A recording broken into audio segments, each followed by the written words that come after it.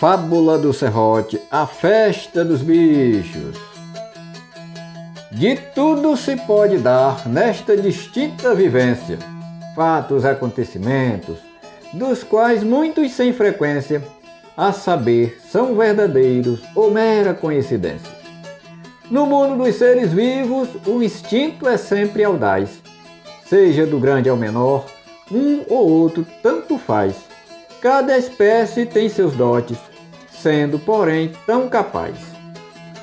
E sem haver exceção, é notório proceder de que os bichos são ecléticos e também buscam prazer, e se divertem, portanto, para alegrar seu viver. Eis que uma vez sucedeu, quão fabulosa história, entre bichos e insetos, talvez coisa tão simplória, mas por certo ainda hoje povoa nossa memória. Era inverno, tempo bom, a data não se guardara. A mata verde florida, a paisagem bela e rara, o cenário mais perfeito no entorno de Ocara. Exibindo a altivez do seu alto patamar, vistoso na vastidão, um marco a se destacar. Exuberante o serrote simbolizava o lugar. Ali o vento soprava, e ao chegar o fim do dia, o frio adentrava a noite, a neve às vezes descia, o tempo enfim se passava na mais perfeita harmonia. Conforme se ouviu dizer, pois em toda a região, os bichos se reuniram para uma diversão, e foi a maior das festas que já houve no sertão. Escolheram o serrote depois de confabular. Apesar da altitude, podia-se apreciar a vista da redondeza daquele belo lugar. Foi o macaco o primeiro a receber incumbência, por ser muito audacioso e ter grande inteligência para vasculhar a área e fazer a diligência. Para desbravar a trilha, o burro foi convocado. O cavalo lhe seguia, caminhando com cuidado, levando 2 pica-paus e um famoso veado. Eis que, para segurança, o touro não hesitou. Fez exercício, correu, uma briga simulou. No outro dia, bem cedo, posto que se apresentou. Deixou o boi avisado para levar a boiada, mas pediu a cada vaca que ficasse comportada, pois se alguma lhe traísse, também levava chifrada. Mangangá fez parceria com o besouro serra-pau. Um vem, um belo ninho, num talo de bamburral. A coruja envergonhada esperava o bacural. A aranha habilidosa estava de prontidão, pendurada nos cipós, fazia decoração, com flor de maracujá e penas de azulão. Chegaram os vagalumes, alumiando o aceiro. A cobra surucucu evitou tocar pandeiro e logo disse que estava nascendo seu dentiqueiro. O bem-te-vi, muito esperto, vigiava o carcará. O furão e o mocó conversavam com o preá a respeito das cutias que cheiravam o gambá. A preguiça, sem ter pressa, chegava-se lentamente. Carneiro e capivara discutiam frente a frente para ver se o jabuti tinha ou não tinha dente. O galo cantarolava para acalmar o peru. Um corrupião vermelho beliscava um caju. A rã não tirava o olho do galante cururu. O papagaio poeta fazia declamação. Os grilos e as muriçocas cantavam com perfeição a aquarela do Brasil em um galho de pinhão. As galinhas e as patas fofocavam sem parar. A porca e os seus porquinhos fuçavam sem se cansar. O pavão e a pavoa planejavam se casar. O jumento desejava uma jumenta donzela. A pomba fazia charme, o pombo flertava ela. Os cachorros cortejavam uma distinta cadela. O ganso gritava alto a fim de moralizar. O campina solfejava uma sonata de bar. O gato jogava charme para a gata lhe olhar. O rato roía as unhas, o tatu riscava o chão. A águia batia um papo com o amigo gavião. O morcego pendurado ficava a chupar limão. A perereca pulava mostrando sua beleza. A raposa tinha brilho, elegância e fineza. A coelha desfilava com traje de princesa. Muito embora carniceiro, desconfiado, porém, esperando por desgraça, sem conversar com ninguém, o urubu lá estava, foi convidado também. Quando menos se esperava, eis que a onça apareceu. Todos deram boas-vindas, mas ela se recolheu, pois estava muito exausta de uma caçada que deu.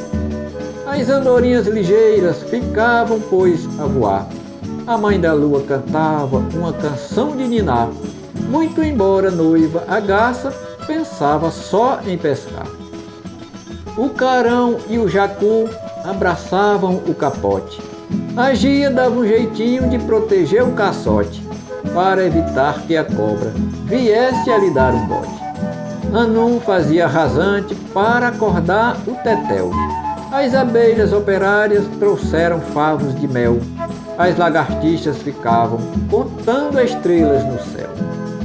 Roxinós se superavam num dobrado de primeira.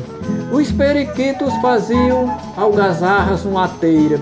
Teius e camaleões brincavam de dar rasteira. Os saguis batiam palmas numa grande gritaria, enquanto duas minhocas com muita categoria dançavam na corda bamba, vestidas de fantasia. Eram tantas borboletas embelezando a floresta, o guaxinim arriscava uma dança bem modesta, o gato maracajá coçava o couro da testa. Canários e sanhaçus, bigodeiros e pardais, teciam um contraponto ao redor dos seus ninhais. Os cancãos faziam trovas nas copas dos coqueirais. O tamanduá mostrava a sua cauda pomposa, o bode sua barbicha e o socó, querendo prosa, chamava a galinha d'água para lhe dar uma rosa.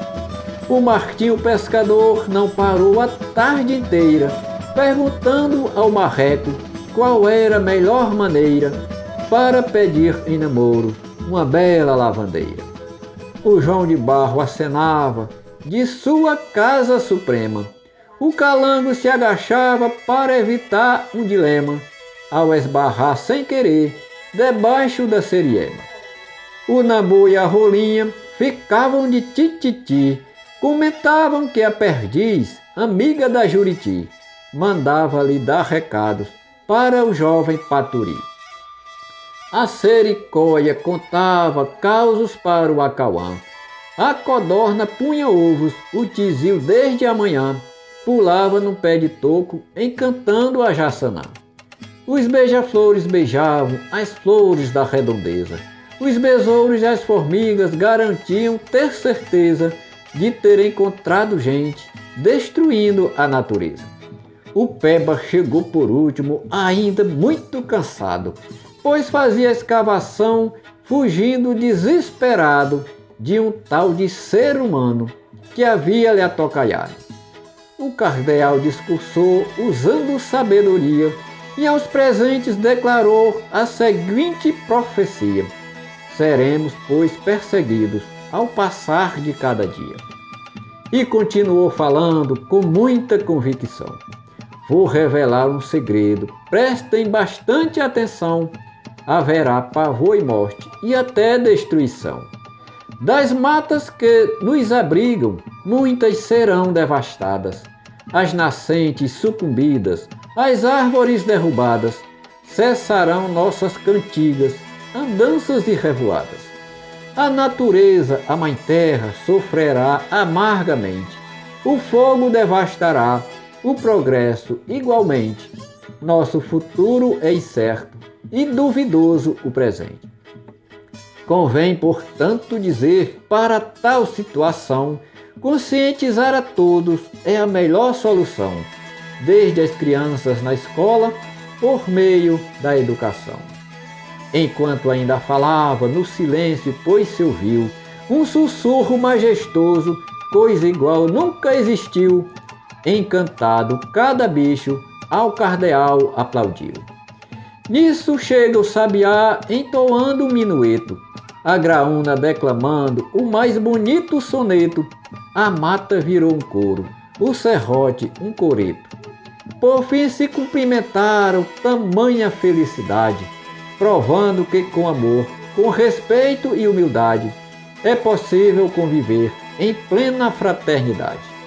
Foi uma festa bonita, de certo não houve igual, um grande acontecimento em todo o reino animal, um exemplo a ser seguido no cenário social. Como enfim se registrou essa proeza tão rara, não se sabe, entretanto ainda hoje se depara, pois na memória fictícia da população de Ocara.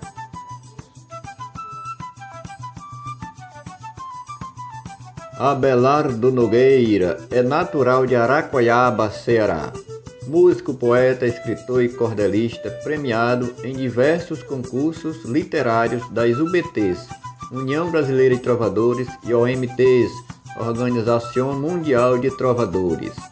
É membro oficial da AILB, Academia Internacional de Literatura Brasileira, cadeira 418. Membro fundador do Núcleo Acadêmico Italiano de Ciência, Lettere e Arte, NAISLA. Acadêmico efetivo da Academia de Letras Guimarães Rosa, Alegro, cadeira 54. Membro efetivo da ACLC, Academia Cearense de Literatura de Cordel.